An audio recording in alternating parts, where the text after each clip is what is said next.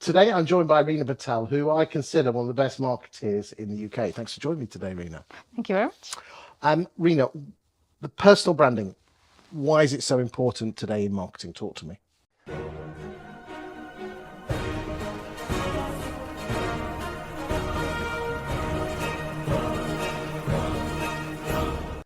Because there's so much stuff out there. The only thing that makes you different is you.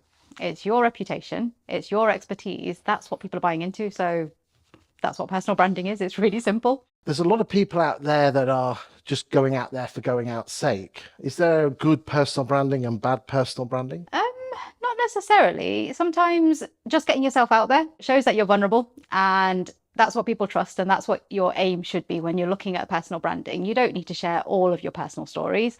You just need to show a little bit of insight to show that you're human, because with all that AI stuff out there, no one really knows what's real and what's not. So showing a little bit of your human side will help people trust you and the brand that's associated with you as well. There's an awful lot of people out there that know that personal branding is really important, but there's something holding them back. What is that, and why are they letting them? Why are they letting that stopping building their personal brand? It's usually fear. I know because I've been through it. I've been in marketing for like over 20 years now.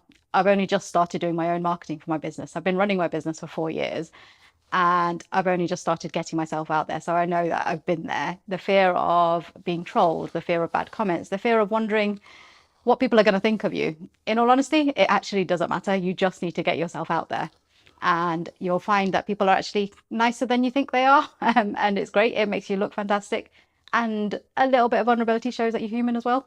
Have you had any trolls or people say nasty things to you? I haven't. Everyone's been really lovely. Or my husband's been looking at it in the backside and just deleting any comments from me.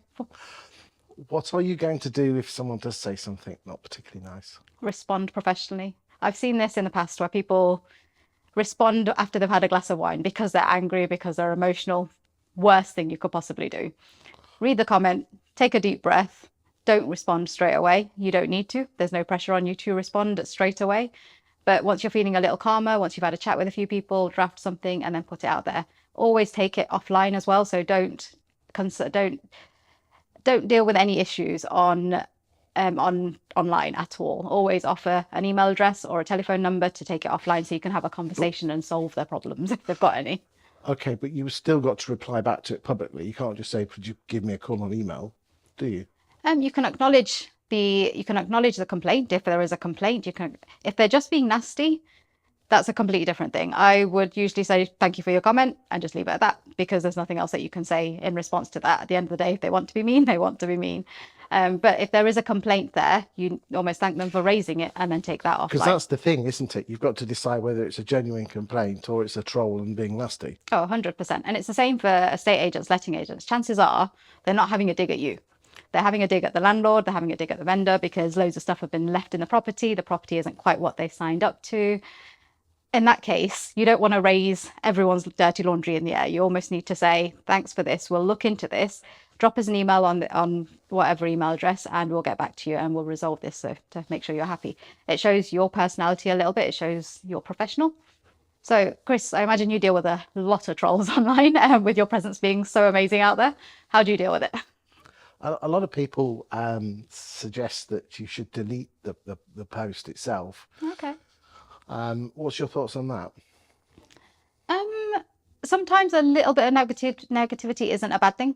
I say the same thing about Google reviews as well. Actually, having a five-star presence almost makes you feel unreal. So having a few negative comments is not a bad thing. Everybody isn't made for everybody. There are going to be people that don't like you at all, for no reason whatsoever other than their own issues. So having that out there isn't a problem. It's just how you deal with it shows what kind of person you are, I guess. Okay, so my advice would be exactly the same: not to delete it. I mean, unless it's absolutely disgusting. But again, and like you say, there's a difference between working out whether it's a complaint or whether it's a troll. Yeah. And you've got to take the emotion out of it first. So I must admit, the first thing I always do is don't tell my wife, because I know you know her, bless her, but for those that don't, senior management, as she's called, she literally would jump in the car. She hasn't got a driving license. She'd jump in the car and go and swipe them. No, but joking aside, the amount of times I've seen people got business by the way they've dealt with the troll. And you're absolutely right. You shouldn't do it straight away. You shouldn't do it under the influence of alcohol. You shouldn't do it under the influence of emotion. And the way I deal with it is, and I deal with the trolls for myself. I deal with the trolls for my clients, who are all estate agents. And I also deal with the trolls for Freemasons in Lincolnshire. Okay. So there's a viper's nest there and everything. A few people that don't like you.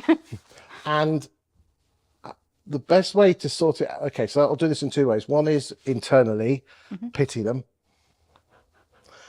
And which is very easy to say, but it does work. And then the second one is reply using the 1, 2, 3 method. Okay. The 1, 2, 3 method is thank and partially agree. Yep. Number 2, blow them out of the water with facts and science. And number 3, ask a question back. That makes sense. And you can actually use ChatGPT for that if you really can. You can say, reply back to this is my original post. Yep. This is the comment.